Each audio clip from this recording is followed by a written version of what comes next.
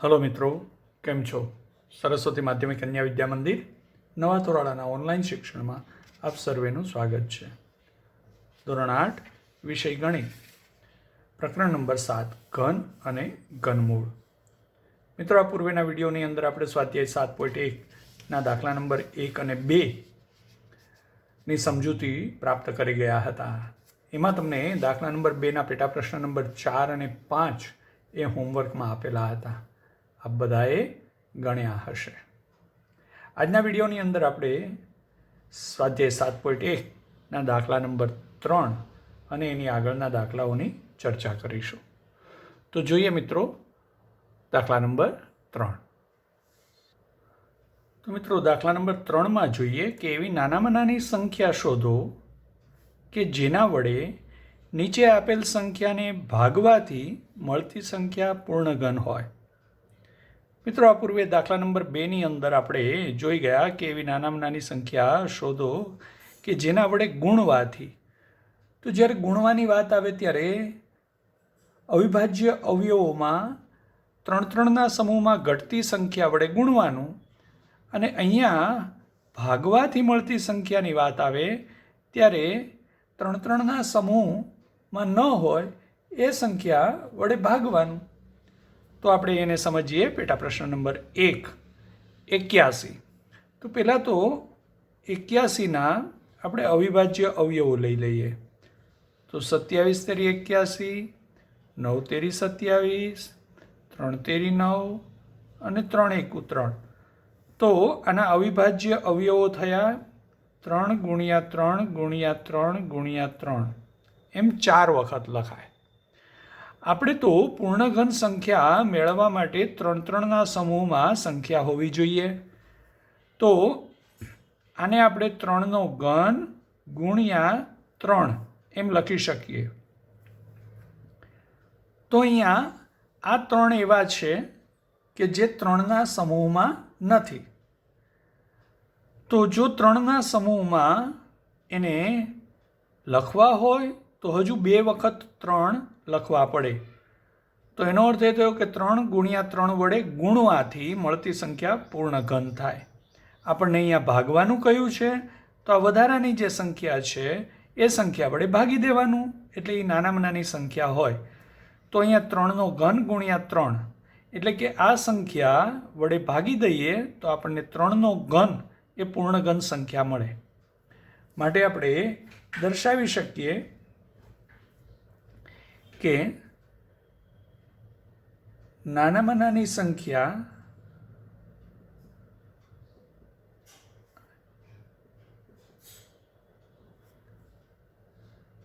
ત્રણ વડે ભાગવાથી મળતી સંખ્યા પૂર્ણ ઘન હોય.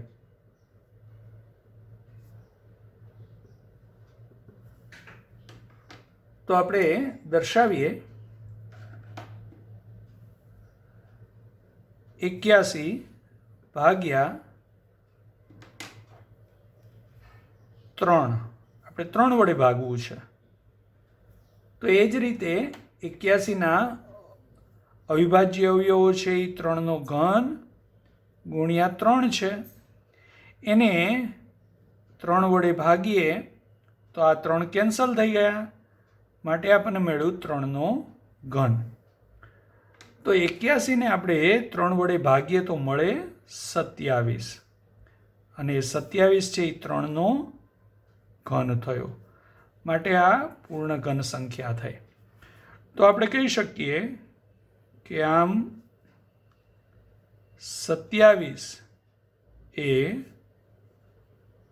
પૂર્ણ ઘન સંખ્યા છે. એ કઈ રીતે મળી? તો જે 81ને જે અપૂર્ણ સમૂહ હતો એ 3 વડે ભાગવાથી મળતી સંખ્યા છે. તો આ રીતે જે અપૂર્ણ સમૂહમાં હોય એ સંખ્યા વડે ભાગવાથી મળતી સંખ્યા છે એ પૂર્ણ ઘન મળે. તો મિત્રો, ગુણવાથી એ શીખી ગયા હતા. આજના વિડીયોમાં આપણે સમજ્યા કઈ સંખ્યા વડે ભાગવાથી. તો હજુ આનું સ્પષ્ટીકરણ કરવા માટે આપણે જોઈએ બીજો પેટા પ્રશ્ન, જેથી આપણને વધુ સ્પષ્ટ થઈ જાય. તો બીજા પેટા પ્રશ્નમાં આપણને આપેલું છે 128. તો સૌથી પહેલાં 128ના અવિભાજ્ય અવયવો દર્શાવીએ. તો 64 દુ 128, 32 દુ 64, એ જ રીતે 16 દુ 32, 8 દુ 16, 4 દુ 8, 2 દુ 4 અને 2 એકુ 2. તો એનો અર્થ એ થયો કે બબ્બેના 3 વાર 2 સમૂહ છે, એટલે આપણે આને અવિભાજ્ય અવયવ સ્વરૂપે દર્શાવીએ તો 2નો 7 વખત ગુણાકાર છે.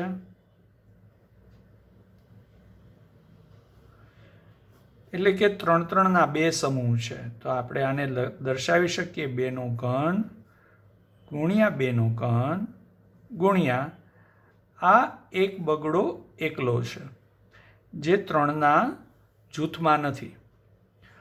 તો જે સંખ્યા 3ના જૂથમાં નથી એ સંખ્યા વડે આપણે ભાગવાનું. માટે આપણે કહી શકીએ કે નાનામાં નાની સંખ્યા 2 વડે ભાગવાથી મળતી સંખ્યા પૂર્ણ ઘન હોય. શા માટે? 2 વડે ભાગી દઈએ એટલે આ 2 કેન્સલ થઈ જાય. તો આ તો 3-3ના સમૂહમાં છે, માટે આ 2 પૂર્ણઘન સંખ્યા છે. તો મળતી સંખ્યા પૂર્ણઘન થઈ જાય. તો આપણે દર્શાવીએ 128ને 2 વડે ભાગીએ. તો એમ સામે પણ આપણે 128ના જે અવયવો છે, અવિભાજ્ય અવયવો, એને પણ આપણે 2 વડે ભાગવા પડે. તો એને આપણે 2 વડે ભાગ્યા તો મળતી સંખ્યા છે 128 ભાગ્યા 2 કર્યા એટલે આપણને 64 મળી. અને એ સંખ્યા શું છે? તો અહીંયા 2નો ઘન ગુણ્યા 2નો ઘન ગુણ્યા 2, એને 2 વડે ભાગ્યા એટલે આ 2 કેન્સલ થઈ ગયા. તો પરિણામે આપણને મળ્યું 2નો ઘન ગુણ્યા 2નો ઘન, એટલે કે 2 ગુણ્યા 2 એનો ઘન, એટલે થઈ જશે 4નો ઘન. તો આ સંખ્યા પૂર્ણઘન સંખ્યા છે. માટે આપણે કહી શકીએ કે આમ 64 એ પૂર્ણ ઘન સંખ્યા છે. તો એ આપેલ સંખ્યા 128ને 2 વડે ભાગવાથી મળતી સંખ્યા છે. તો એનો અર્થ એ થયો કે નાનામાં નાની સંખ્યા કે જે અપૂર્ણ જૂથ હતું, 3નું જૂથ જે અપૂર્ણ છે, એ સંખ્યા વડે ભાગી દેવાનું. તો પરિણામે મળતી સંખ્યા છે એ પૂર્ણઘન સંખ્યા થાય. તો આ રીતે આપણે કઈ સંખ્યા વડે ભાગવાથી, નાનામાં નાની કઈ સંખ્યા વડે ભાગવાથી મળતી સંખ્યા પૂર્ણઘન મળે છે, મેળવી શકીએ. તો આ જ રીતે જોઈએ આપણે વધુ દ્રઢીકરણ માટે પેટા પ્રશ્ન નંબર 3ને સમજીએ. તો ત્રીજો પેટા પ્રશ્ન જોઈએ. 135.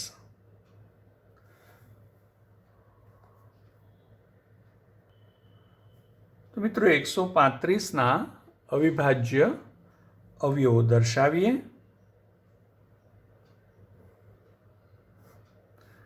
તો 135ના આપણે અવિભાજ્ય અવયવો દર્શાવીએ તો એ 3 વડે ભાગ ચાલશે. 45 તેરી 135, એ જ રીતે 15 તેરી 45, એ જ રીતે 3 પંચા 15 અને 5 એકુ 5. તો આપણે 135ના અવિભાજ્ય અવયવો દર્શાવીએ તો એ 3 ગુણ્યા 3 ગુણ્યા 3 ગુણ્યા 5 એમ દર્શાવી શકીએ. તો 3 છે એ 3ના જૂથમાં છે, જ્યારે 5 છે એ 3ના જૂથમાં નથી. માટે આપણે આને 3નો ઘન ગુણ્યા 5 એમ દર્શાવી શકીએ.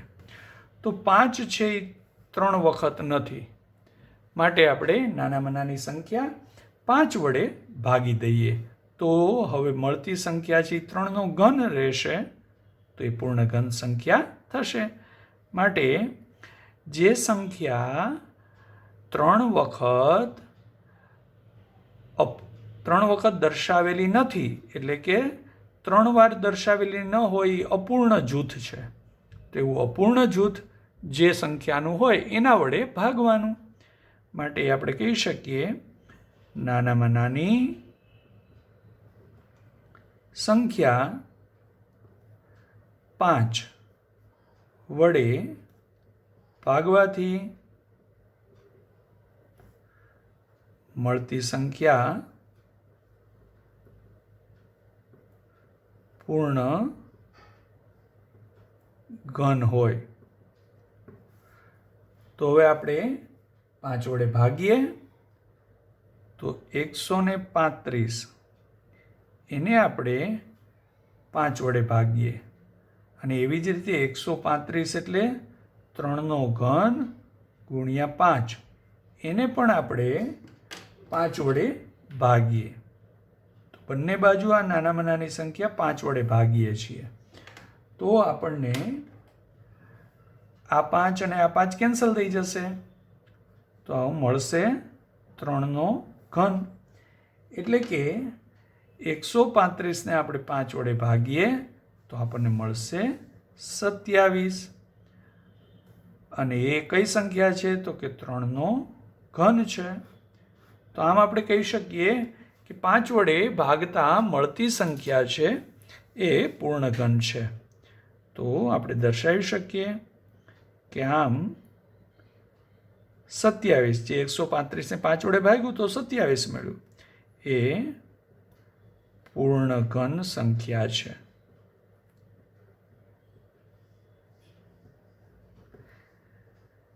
જે આપેલ સંખ્યા 135ને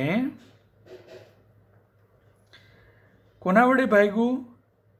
જે જૂથ અપૂર્ણ હતું, એટલે કે 5. તો 5 વડે ભાગવાથી મળતી સંખ્યા છે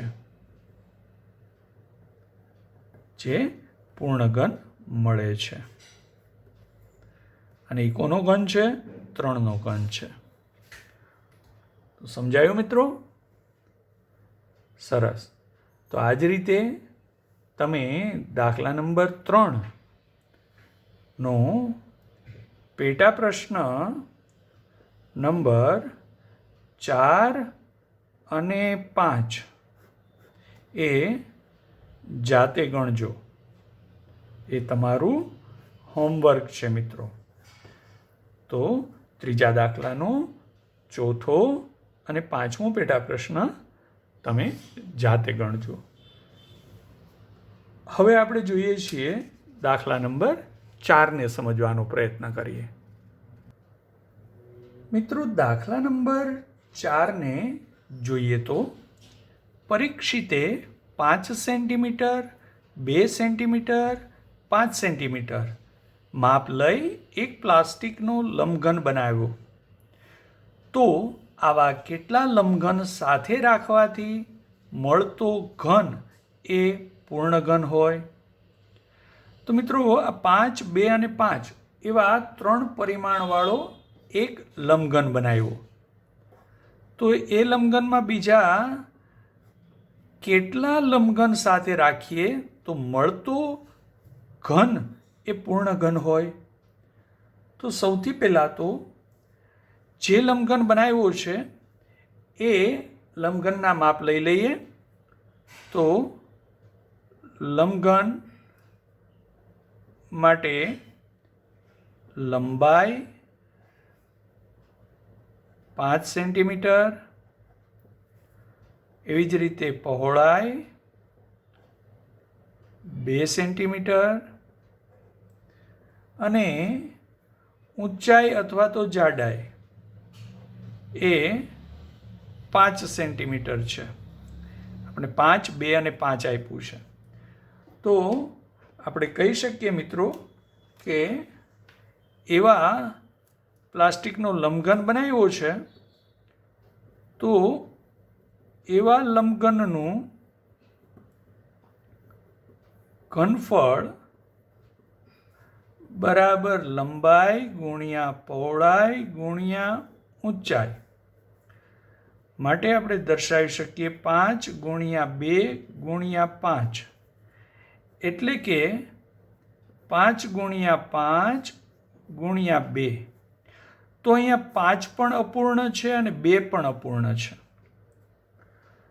તો આપણે એ બંને અવિભાજ્ય સંખ્યાઓને પૂર્ણ ઘન બનાવવો હોય તો જેટલી સંખ્યા ઘટે છે એટલી સંખ્યા વડે ગુણવા પડે.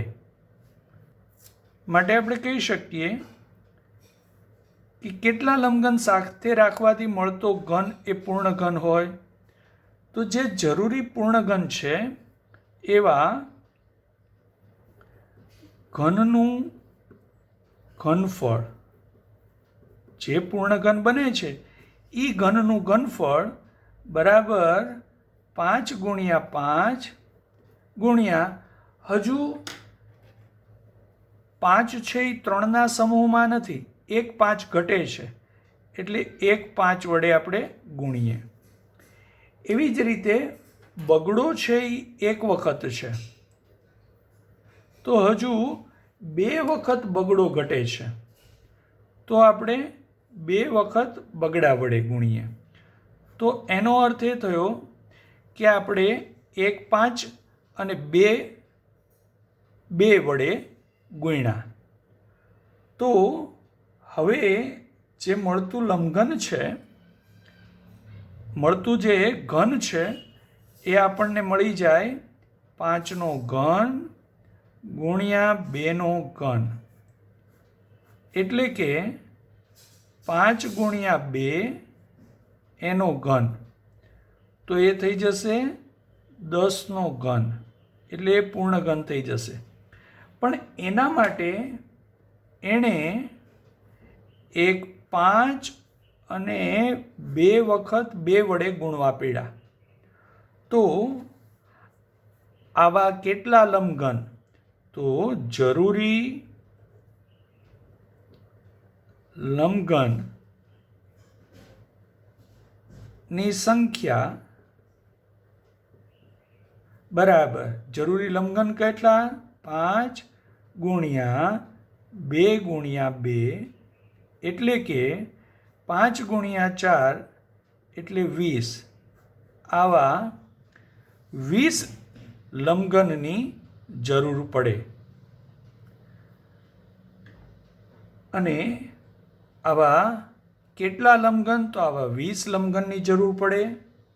અને એનાથી મળતું જે સમઘન છે એ પૂર્ણઘન થાય.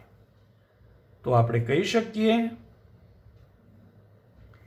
કે આમ 20 લંબઘન સાથે રાખવાથી મળતો ઘન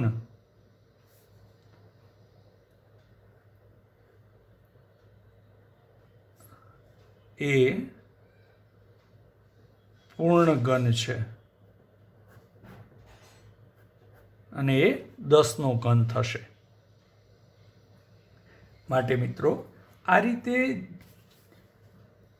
પૂર્ણ ઘન માટે, કારણ કે આપણને કહ્યું હતું પરીક્ષિતે 5, 2 અને 5 સેન્ટીમીટર માપનો પ્લાસ્ટિકનો લંબઘન બનાવ્યો છે, તો એ લંબઘનનું ઘનફળ આટલા ઘન સેન્ટીમીટર થયું.